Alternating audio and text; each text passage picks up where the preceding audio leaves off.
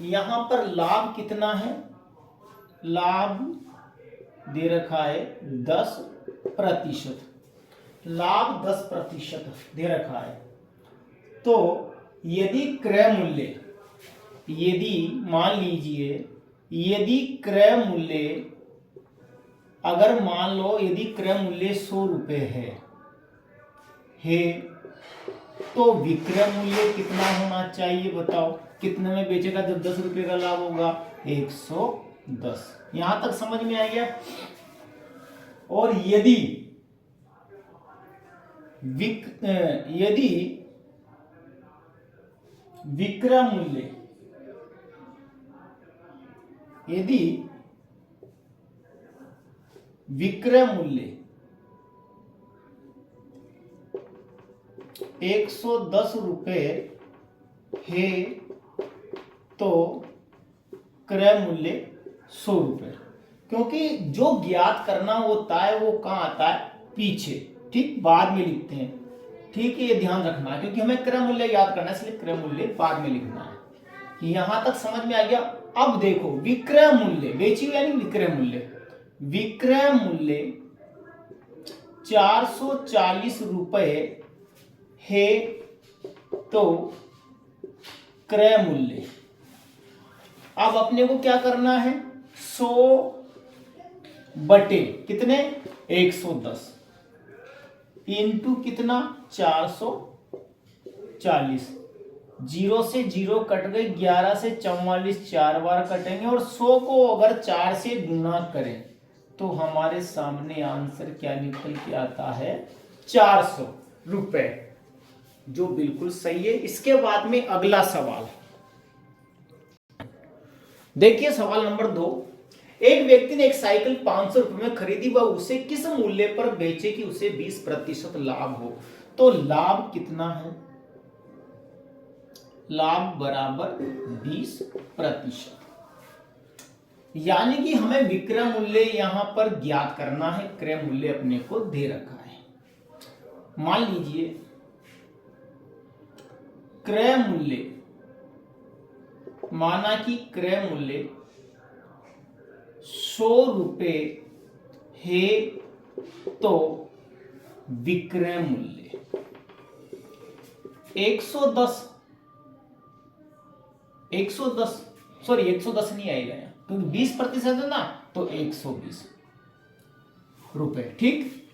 क्रय मूल्य 100 रुपए तो विक्रय मूल्य कितना होगा, 120, तभी तो 20 का लाभ हुआ।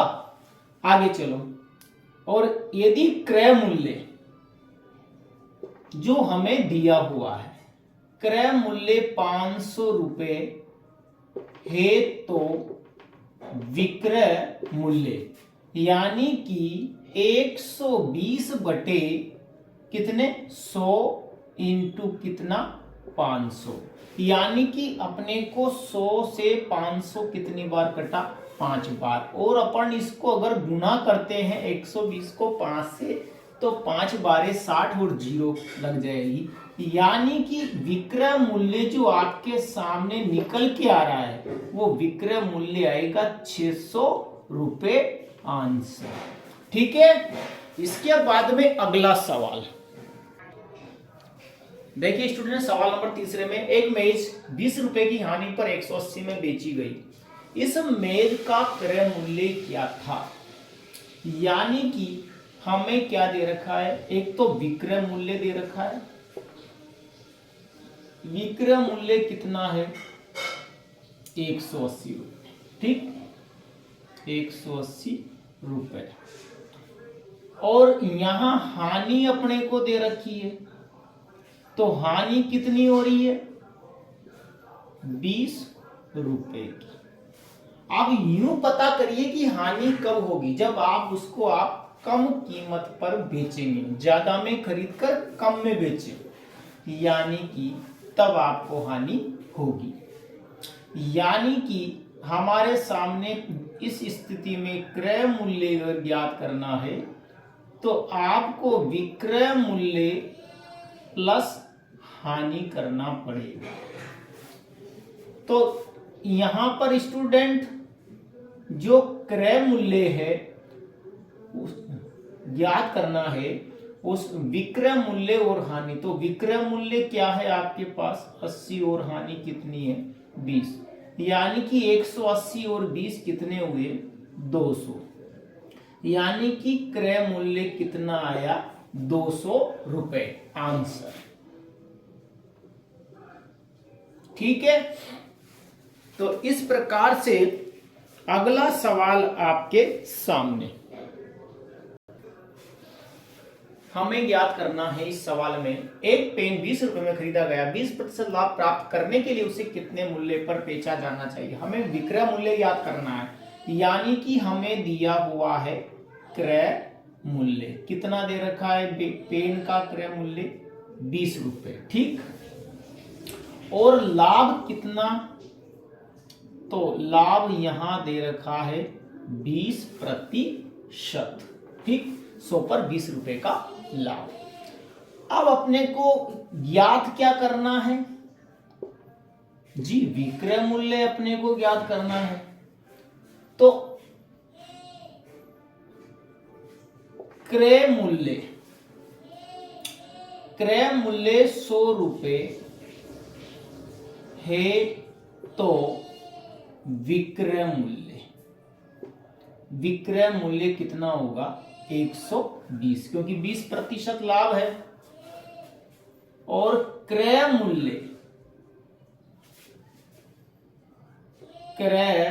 मूल्य 20 रुपए है, तो विक्रय मूल्य 120 बटे 100 इंटू 20, यानी कि 0 से 0 और 0 से 0। 12 को 2 से गुना करेंगे तो 12 दूनी कितने होते हैं 24 रुपए हमारे सामने क्या आ गया, उस पेन का विक्रय मूल्य। एक घड़ी 800 रुपए में खरीदी गई, यानी कि हमें दिया हुआ है क्रय मूल्य कितना है, घड़ी का क्रय मूल्य 800 रुपए। ठीक, इसके बाद में हानि दे रखी है उसने, हानि कितनी है 10%, और हमें ज्ञात क्या करना है विक्रय मूल्य हमें ज्ञात करना है। सवाल को कैसे करना है देखिए कि यदि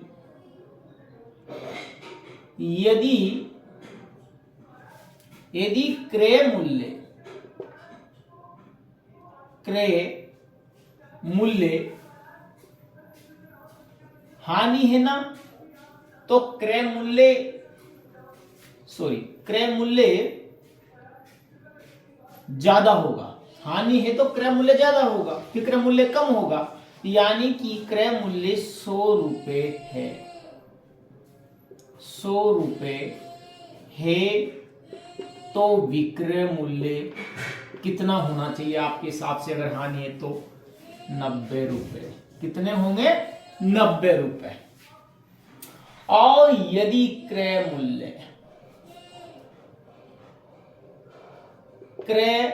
मूल्य 800 रुपए है, तो विक्रय मूल्य 90/100 इंटू 800, कट गए 8 बार, 8 नम्मा कितने होते हैं 72, और ये 0 की 0, यानी कि 720 रुपए उसका क्या आ गया विक्रय मूल्य आंसर। ठीक है, तो इसके बाद में अगला सवाल है छठा। एक वस्तु का क्रय मूल्य 400 रुपए और वस्तु का विक्रय मूल्य 360 रुपए है, तो लाभ या हानि कितनी है वो अपने को बतानी है। तो देखो क्रय मूल्य 400 है और विक्रय मूल्य 360 है, यानी कि यहाँ पर जो वस्तु है उसने ज्यादा में खरीद करके कम में बेच दी, तो स्वाभाविक बात है कि उसको क्या हो गया नुकसान, और नुकसान को क्या कहते हैं हानि। तो हानि अगर अपने को ज्ञात करनी है, तो हानि ज्ञात करनी, तो सीधी सी बात है, परीक्षा में अगर इस तरह का प्रश्न आ जाए तो हमें ध्यान रखना है कि बड़े में से ही छोटा घटता है। तो बड़ा क्या है, क्रय मूल्य, माइनस क्या है, विक्रय मूल्य। तो क्रय मूल्य कितना है, 400, और विक्रय मूल्य कितना है, 360। तो यहां पर घटाने पर क्या बचा, 40 रुपए क्या आ गया, हानि। ठीक, ये हमारे क्या हो गया, आंसर। ओके, इसके बाद में अगला सवाल, यहां पर रमेश ने एक घड़ी 500 में खरीदी और 1000 में बेच दी, तो उसे कितने प्रतिशत लाभ हुआ। हमें लाभ प्रतिशत ज्ञात करना है।